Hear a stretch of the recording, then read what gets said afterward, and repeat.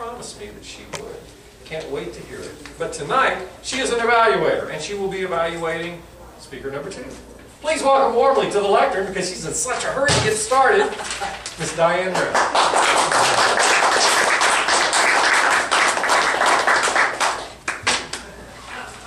Adrianne has finished her Competent Communicator Manual. One of the advanced manuals she chose is the Interpretive Reading Manual. Today, she will be giving speech number 5, the Oratorical Speech. This speech will be 8 to 10 minutes. The purpose of this oratorical speech is to interpret and present a famous speech. Dr. David J. Schwartz is long regarded as one of the foremost experts on motivation. Starting in a one-room schoolhouse in a rural Indiana, Dr. Schwartz went on to become president of his own company and lecturer to more than 3,000 trade associations, sales groups, and management seminars. He wrote his phenomenal bestseller, Magic of Thinking Big, and actually I did read some of that, it was very good, nearly 30 years ago. Please welcome Adrianne Hemingway and her interpretation of his speech, Believe You Can Succeed and You Will.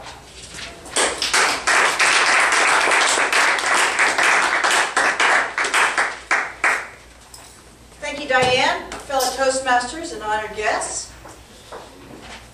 Success means many wonderful, positive things. Success means personal prosperity, a fine home, vacations, travel, new things, financial security, and giving your children maximum advantages. Success means winning admiration, leadership, being looked up to by people in your business and social life. Success means freedom. Freedom from worries, fears, frustrations, and failures. Success means self-respect. Continually finding more real happiness and satisfaction from life and being able to do more for those who depend on you. Success means winning. Success achievement is the goal of life. Every human being wants success. Everybody wants the best this life can deliver. Nobody enjoys crawling or living in mediocrity. No one enjoys feeling second class or feeling forced to go that way. Some of the most practical success-building wisdom is found in that biblical quotation stating, faith can move mountains. Believe, really believe that you can move a mountain, and you can. Not many people believe they can move mountains. So as a result, not many people do. On some occasion, you probably heard someone say something like, it's nonsense to think you can make a mountain move away. It's simply impossible. People who think this way have belief confused with wishful thinking. And true enough, you can't wish away a mountain. You can't wish yourself into an executive suite, nor can you wish yourself into a 5-bedroom, 3-bath house or the high-income brackets. You can't wish yourself into a position of leadership. But you can move a mountain with belief. You can win success by believing you can succeed. There is nothing neither magical nor mystical about the power of belief. Belief works this way. Belief, the I'm positive, I can attitude, generates the power, skill, and energy needed to do. When you believe I can do it, the how to do it develops. Attitudes can be like cobwebs that clutter up the mind and cause us to fail in the purposes of God. Or they can be like an interstate highway to an automobile, smoothing the way to our destination. I believe the most significant decision I can make on a day-to-day basis is my choice of attitude.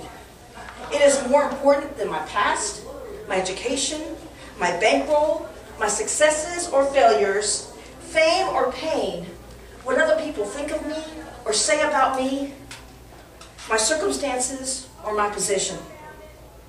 Attitude is that single string that keeps me going or cripples my progress. It alone fuels my fire or assaults my hope. When my attitudes are right, there's no barrier too high, no valley too deep, no dream too extreme, and no challenge too great for me. We develop an attitude of joy through biblical vision, forward submission to the call that we see again an emphasis on our mind and our attitudes. They can be kept free from bitterness, blame, self-pity, and hopeless pessimism if we cast our cares on the Lord and trust in His sovereignty. By getting rid of the stuff that chokes out God's viewpoint, we create space for hope and joy to take its place. Every day, all over the world, young people start working in new jobs. Each of them wishes that someday he could enjoy the success that goes by reaching the top. But the majority of these young people simply don't have the belief that it takes the top rungs, and they don't reach the top. Believing it's impossible to climb high, they do not discover the steps that it takes for great heights, and their behavior remains that of the average person. But a small number of these young people really believe they will succeed. They approach their work with the "I'm going to the top" attitude, and with substantial belief, they reach the top, believing they will succeed and that it's not impossible. These folks study and observe the behavior of senior executives. They learn how successful people approach problems and make decisions. And they observe the attitudes of successful people. They have seen that good enough is not good enough to succeed at the highest levels. You will have to make some sacrifices to capture the top spot. But if you want to finish first, you have to pay the price. That means investing the time, effort, and money it takes to develop superior skill. And once you've achieved your goal, once you're at the top of your profession or field, you have to keep growing. You must continue to build your skills. The finish line is always moving in life. So you constantly have to improve your product, your service, and yourself. Because if you don't, I guarantee someone else will swoop in from behind and pass you by.